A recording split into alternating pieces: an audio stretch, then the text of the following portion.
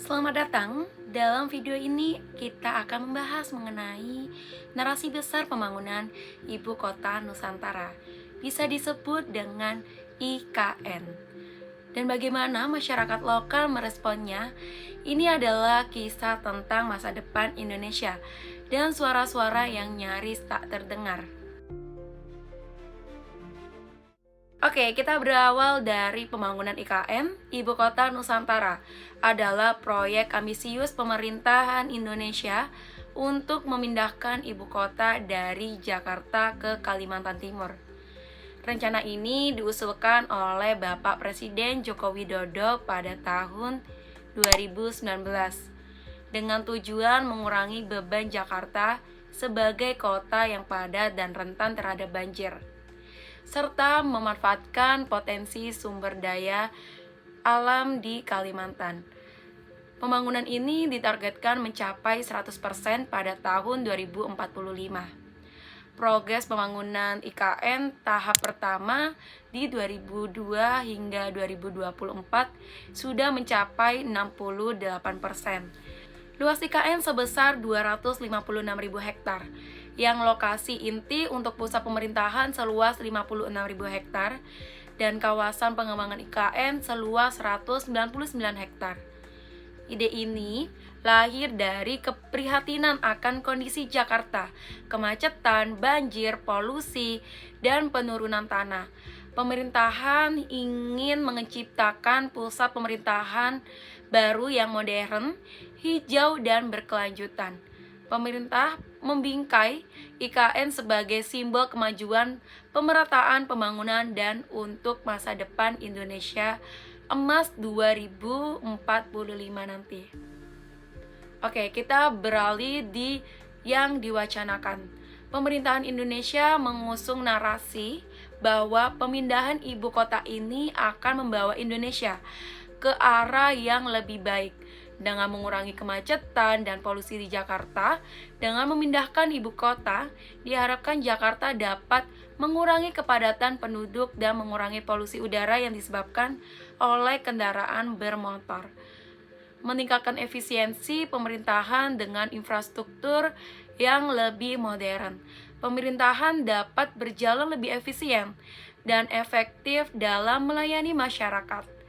Nah, pengembangan wilayah timur Indonesia, pembangunan IKN diharapkan dapat meningkatkan pertumbuhan ekonomi di wilayah timur Indonesia yang selama ini kurang diperhatikan. Kita beralih di dampak.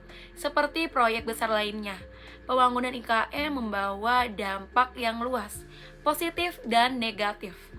Nah, dampak ekonomi pembangunan IKN diprediksi menyerap jutaan tenaga kerja dan menciptakan kawasan pertumbuhan ekonomi baru. Dampak lingkungan, namun pembongkaran lahan berskala besar bisa menyebabkan deforestasi dan gangguan ekosistem dan ancaman terhadap keanekaragaman hayati Kalimantan. Perubahan tata ruang, penggeseran lahan warga, mempercepat urbanisasi dan berisiko mengikis identitas budaya masyarakat lokal. Oke, di sini aku akan menunjukkan sebuah ilustrasi seperti ini.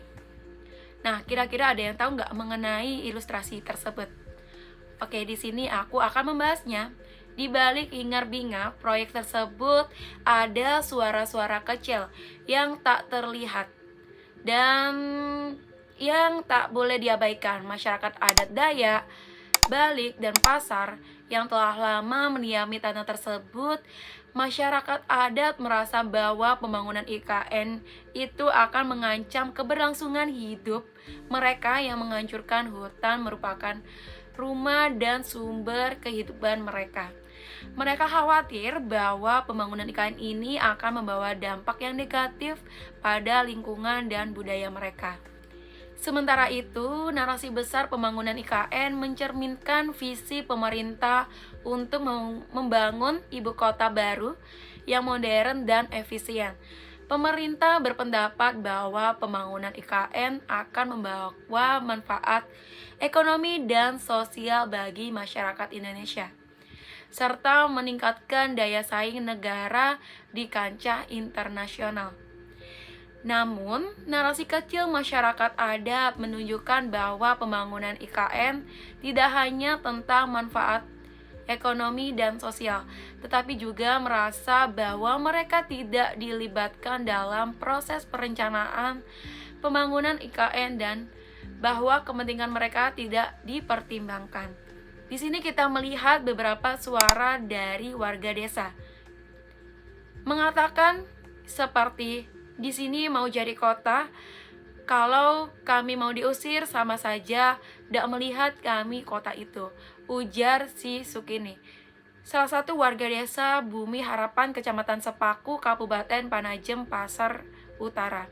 Perempuan berusia 50 tahun itu mengaku tidak turut merasakan sukacita atas pembangunan IKN. Desa tempat dia tinggal berhimpitan dengan kawasan inti pusat pemerintahan KIPP. Selama ini Desa Bumi Harapan dihuni oleh masyarakat keturunan suku Balik, suku Pasir, serta transmigran. Suara senada diutarakan oleh Syarira, berusia 48 tahun, warga keturunan suku Pasir yang berkeluarga telah tinggal turun-temurun di wilayah itu. Ketika mendengar kabar bahwa ibu kota negara akan pindah ke Panajem, Pasar Utara, Syarira dan suaminya termasuk yang turut menyambutnya. Namun perasaan itu telah berganti menjadi kekhawatiran karena disingkirkan. Katanya nanti di IKN ini ada teknologi canggihnya, seperti pakai motor listrik. Kami ingin melihat itu IKN bagaimana nantinya, ujar kata Syarira ketika ditemukan BBC New Indonesia Februari silam. Satu persatu warga di Desa Bumi Harapan digusur untuk pembangunan infrastruktur IKN, termasuk sejumlah kerabat Syarira, dia dan Sukini. Tinggal menunggu waktu saja. Nah, persoalannya, kata Syarria, proses penawaran ganti rugi disampaikan kepada warga satu persatu, sehingga mereka kesulitan menggalang kekuatan untuk memperjuangkan hak-haknya. Terkadang dia bahkan tidak tahu kapan tetangganya pindah. Ada yang terpaksa menjauh dari IKN karena uang ganti rugi yang mereka terima tidak sebanding dengan kenaikan harga tanah yang drastis. Pasalnya, janji-janji otorita IKN untuk membangunkan kampung adat atau memberikan lahan untuk relokasi warga yang tergusur sampai ini belum tampak wujudnya. Apa yang terjadi pada warga Desa Bumi Harapan menguak masalah sosial yang begitu kompleks dan belum selesai di balik pembangunan IKN. Dengan demikian, ilustrasi ini menunjukkan adanya konflik antara narasi besar pembangunan IKN dan narasi kecil masyarakat adat. Sementara pemerintah berfokus pada manfaat ekonomi dan sosial, masyarakat adat tersebut lebih khawatir tentang dampak pada lingkungan budaya mereka. Ilustrasi ini bisa menjawab dan menunjukkan pentingnya mempertimbangkan kepentingan dan perspektif masyarakat adat dalam proses pembangunan IKN. Sekian dari saya, terima kasih.